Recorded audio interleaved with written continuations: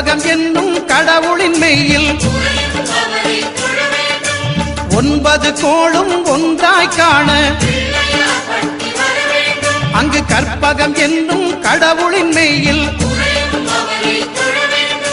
சூரியன் முதலாய் 9 கிரகமும் பலவித குணங்களை கொண்டிருக்கும் எங்கள் கற்பக தருவில் அவை வரும்போது ஒன்றாய் சேர்ந்து பலனளிக்கும்